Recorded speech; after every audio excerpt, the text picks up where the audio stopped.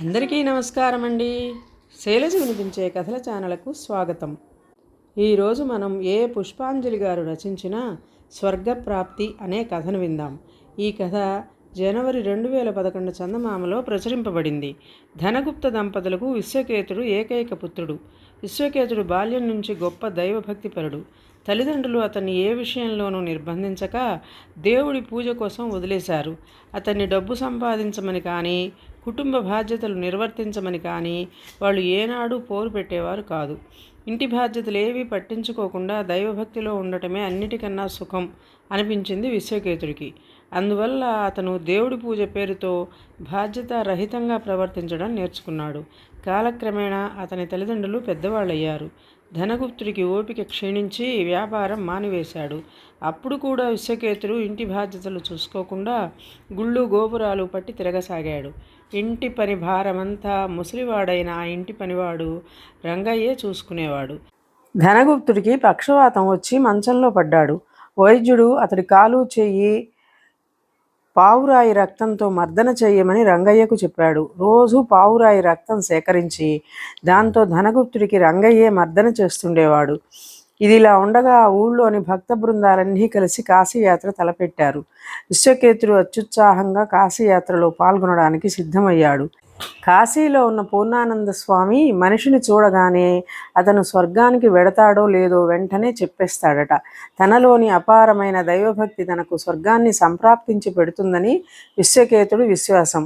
ఆ విషయం స్వామి చెప్తే అందరూ తననింకా ఎక్కువ గౌరవిస్తారని అతని అభిప్రాయం. అయితే ఇరుగు పొరుగు వాళ్ళు, నాయనా విశ్వకేతు, నీ తండ్రి చూస్తే నేడో రేపు అన్నట్టున్నాడు. నీ తల్లి వృద్ధురాలు, పనివాడు రంగయ్య కూడా వృద్ధుడే. కాబట్టి వీళ్ళందరినీ ఈ పరిస్థితిలో వదిలేసి నువ్వు వెళ్ళడం అంత మంచిది కాదు అని సలహా ఇచ్చారు.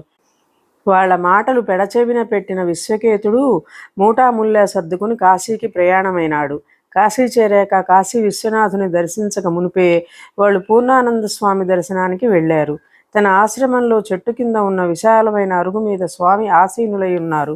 కళ్ళు తెరచి తన ముందు చేతులు వేలాడ్చి నిలుచున్న విశ్వకేతుని తేరిపార చూసి ఇలా అన్నాడు. నాయనా, స్వర్గానికి వెళతానో నరకానికి వెళతానో తెలుసుకుందామన్న ఆసక్తితో నా ముందు నిలుచున్నావు, అవునా?